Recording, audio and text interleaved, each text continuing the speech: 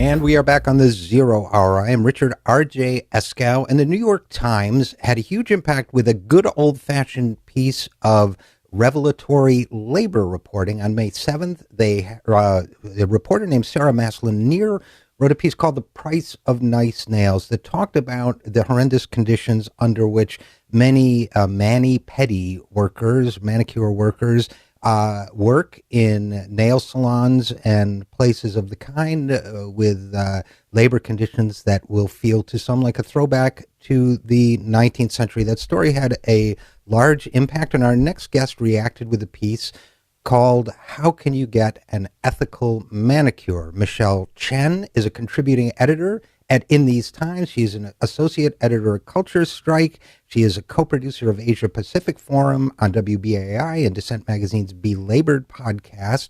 And the piece appeared at The Nation. Michelle, thanks so much for joining us. Thank you.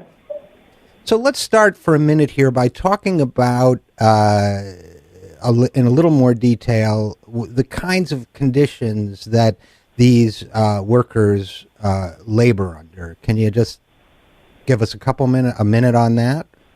Sure. Well, these are generally mostly women, mostly immigrants, women of color. This is a very sort of ultra-low wage workforce, largely getting by on tips. It was revealed in the piece that many of the workers that were interviewed, either weren't paid minimum wage or, were suffering some various forms of wage theft, doing things that were sort of built into the structure of their job, sort of like when you're first starting out, you don't make any wages, and then you gradually work your way up to a point where you might earn a little bit per hour. Many people were basically shortchanged through the tipping system because our tipped wage system here in New York allows a sub-minimum wage to be paid, which basically, makes it a lot easier to sort of undercut workers in their wages. And many of them were undocumented immigrants, which meant that they were inherently kind of in a marginalized position in terms of their labor protections and, what kind of access they had to social services and, labor regulations and things like that. And as I understand it, when you enter some of these salons, it's almost like the atmosphere is made to make customers feel as if somehow they're in a secure, safe space away from the worries of the world. It seems like a throwback in many ways to some of the worst labor conditions in the past, where the service workers in a condition like that or in circumstances like that are supposed to be invisible. You're not supposed to imagine them as full human beings. I don't know if that's the case with salons, but here we have a situation where people, workers that many people encounter on a daily basis, people haven't been thinking much about their conditions, which is why I thought the Times story was so good. And I understand that in addition to the other problems they deal with, they're often made to work very long shifts. Obviously, they don't get overtime. They have to pay the salon owner. And so, so it's hard to get ahead. So was I wrong to describe this in a way as something we might associate with 19th century working conditions? Yeah, or maybe I'd go even so far as, early 20th century here in New York. And of course, these are conditions that are seen, very often today in the service industry. And when you say they're invisible workers, I think one of the reasons we tend to associate these forms of labor when they do come to light with the 19th century is because we often don't see them in our contemporary world, which of course exacerbates the problem and I think reflects the way our economy has been sort of atomized. But I think you're right in the sense that they, as this is a very gendered labor force, many women are forbidden to talk even on the job. And as a service, one of these very sort of minor indulgences, these minor luxuries that, even working class or middle class women can afford in today's economy. We pay, I guess, for the moment of sanctity that the Right. salon affords us. And I think the nail salon, kind of on a symbolic cultural level, is a space where women are supposed to feel like they can forget about the troubles of the world. And of course, no one wants to think about whether or not the woman polishing their toenails is making minimum wage or not, because that's not what we pay for, right? Right. Services become so cheap in our economy that that's kind of built into the structure of work. And there's definitely an ethnic hierarchy involved in this labor force, all sorts of exploitation that are kind of built in and overlapping.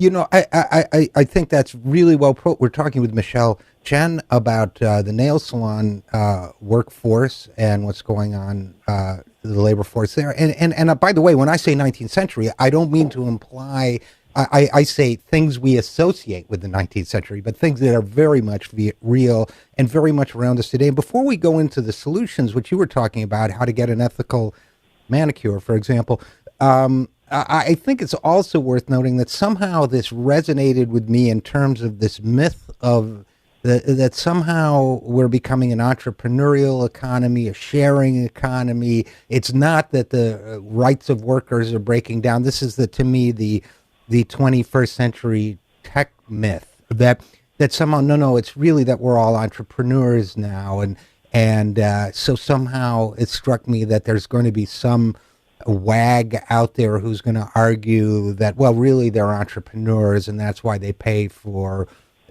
coming into the salon and all that. But they're workers. They're abused workers. I don't think there's any doubt about that in a moral mind, is there?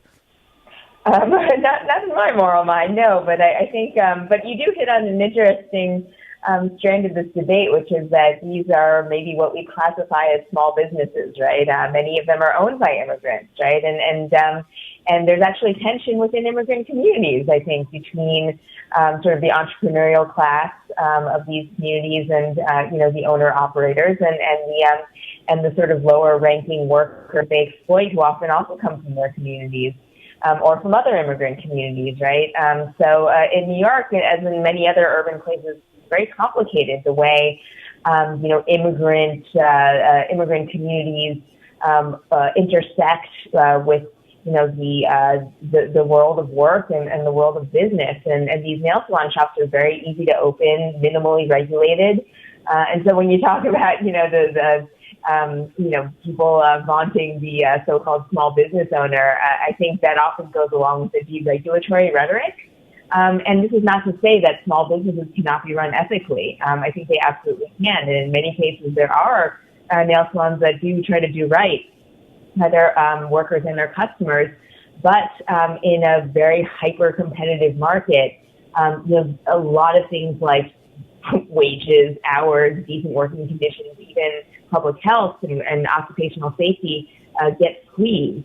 And I think that the rush towards deregulating everything, as if less regulation just automatically means more prosperity for everyone, I think leads to that mentality. And I think that's why you're seeing an effort, thankfully, in the wake of the Times piece by the city council and by the governor to kind of revisit the regulatory infrastructure at the state and the local level and see what can be done, because Michelle Chen, regulations for a reason.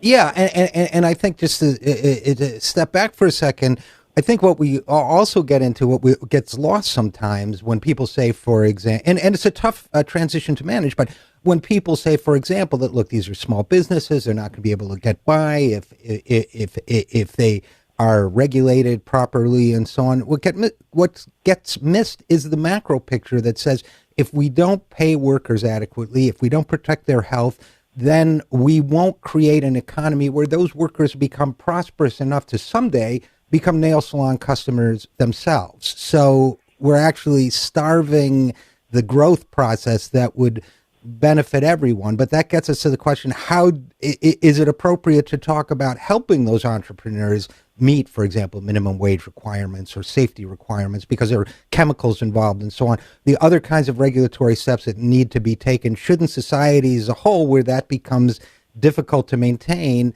while we're trying to build a sort of prosperity for all economy so that those workers can also become customers of that and other businesses, shouldn't we be thinking also about helping those entrepreneurs? Yeah, I mean, I think from a social standpoint and just from from a cultural standpoint, we have to think about, do we want to rush to deregulate everything, or do we want to come up with a social structure where, there's a baseline of human decency that everyone can respect, whether they're working or whether they're owning a business. And, I think what I was trying to get to in my piece is just that there are places, I mean, California, for instance, I linked to this thing called the California Healthy Nail Salon Collaborative, and they actually, a few years ago, the public health community, community activists, labor activists, they got together and they decided that, shutting down all nail salons is both unfeasible and not going to really help many of these workers.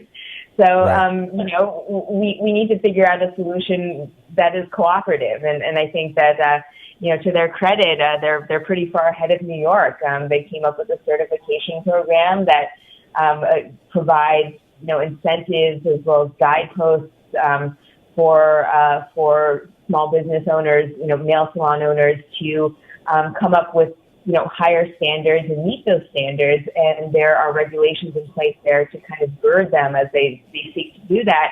And there's a way for customers to be informed, right? I mean, one of the reasons I wrote my piece is that, people were curious after reading that Times piece, well, what can I do? How do I identify a good salon versus one that exploits its workers? And I think that, that again is why we need some kind of state intervention. We need some sort of objective authority to come and put all these interests together and come up with a solution that hopefully works for everyone and is fair. Well, I think that's a great summary of the situation, and hopefully there'll be continued activism around this issue. Hopefully people will want to do more. They'll encourage their leaders to do more, and hopefully, Michelle Chen, you will stay on this story. Yeah, I hope to. And if you find a good mani-pedi place, let us all know. I will. I'm not going to commit to that, but I'll do my best. And thanks so much for coming on the show. It's been great to have you. Thanks.